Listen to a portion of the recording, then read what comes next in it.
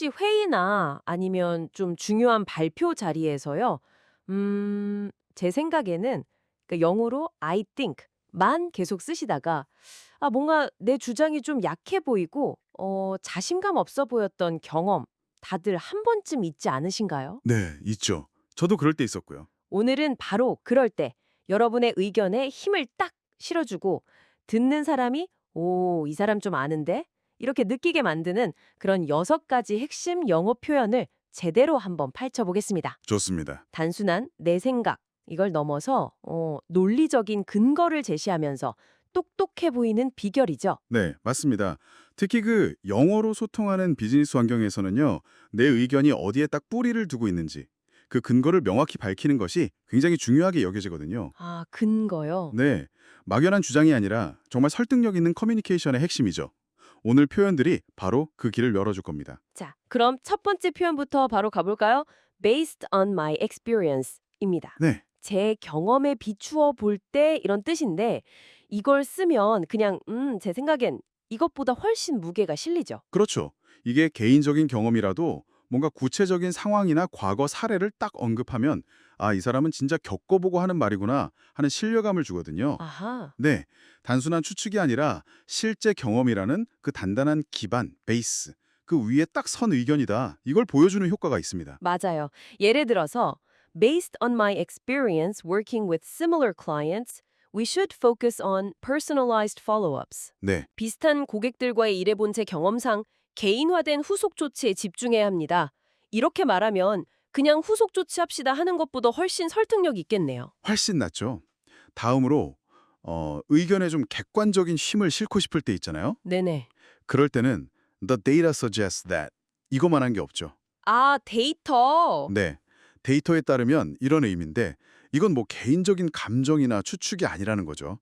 딱 떨어지는 근거가 있다. 이런 신호입니다. 이야, 확실히 숫자는 강력하죠. 예를 들면 The data suggests that our Q1 sales increased by 15% after the campaign. 네, 데이터에 따르면 캠페인 이후 1분기 매출이 15% 증가했습니다. 이렇게 구체적인 수치를 딱 제시하면 듣는 사람도 아, 진짜 그렇구나 하고 쉽게 수긍하게 되고요. 그렇죠. 근데 이거는 진짜 데이터가 있을 때 써야겠죠? 안 그러면 신뢰를 아, 당연하죠. 정확합니다. 네, 마치 그 눈앞의 그래프나 차트가 명확한 방향을 딱 가리키고 있는 것처럼 사실에 기반해서 이야기한다. 이런 인상을 주는 거죠. 네. 세 번째 표현은 from a specific perspective인데요. 아, 네. from a specific perspective, 특정 관점에서 보면 이라는 뜻이죠. 이건 어떨 때 좀 쓰면 좋을까요? 이건 그 논의의 범위를 좀 명확히 하거나 아니면 특정 분야의 전문성을 딱 보여주고 싶을 때 아주 유용합니다. 아하, 예를 들어 뭐 마케팅 관점, 아니면 재무적 관점, 기술적 관점 이런 특정 렌즈를 통해서 사안을 분석하고 있다. 이걸 보여주는 거죠. 그렇군요. 뭔가 좀 더 체계적으로 들리겠네요. 예를 들어서 from a marketing perspective, this strategy aligns well with our brand identity. 네, 마케팅 관점에서 보면 이 전략은 우리 브랜드 정체성과 잘 맞습니다. 이렇게 말하면 아, 이 사람이 마케팅을 좀 아는구나. 이런 인상을 줄 수 있겠군요. 그렇죠. 네 번째는 연구 결과나 전문가 의견을 인용할 때 쓰는 표현입니다. Research has shown that. 아, 연구 결과. 네, 연구에 따르면 이라는 뜻이죠. 이건 내 주장이 외부의 어떤 권위를 빌려오는 효과가 있죠. 맞아요.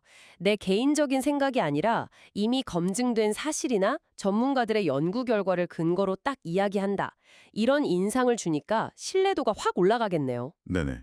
예를 들어, Research has shown that regular breaks can actually increase productivity.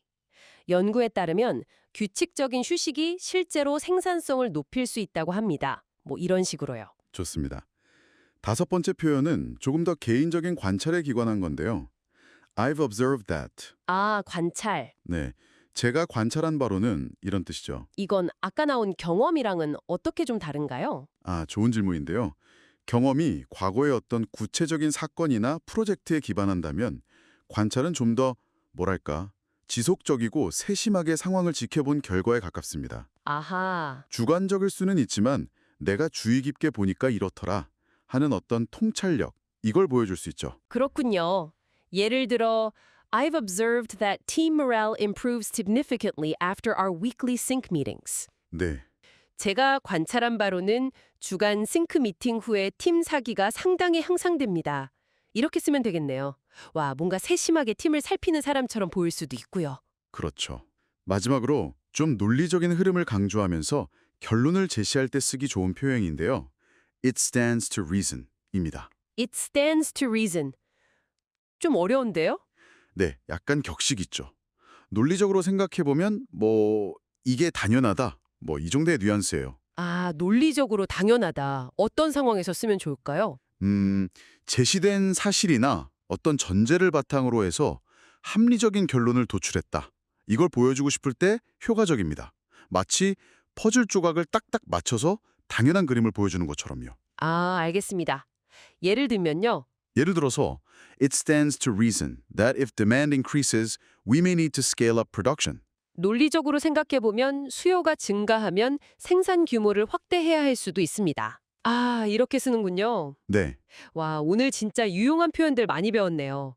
들어보니까 결국 핵심은 그냥 I think 라고 말하는 대신에 내 의견의 근거가 뭐냐, 이게 경험이냐, 데이터냐, 연구냐, 아니면 내가 본 관찰이냐, 혹은 논리적인 추론이냐, 이걸 명확히 밝혀주는 거군요. 바로 그겁니다. 예. 영어권 문화에서는 이렇게 자신의 주장이 어디에 기반하는지 그걸 명확히 밝히는 걸 중요하게 생각하는 경향이 있어요. 아, 정말요? 네.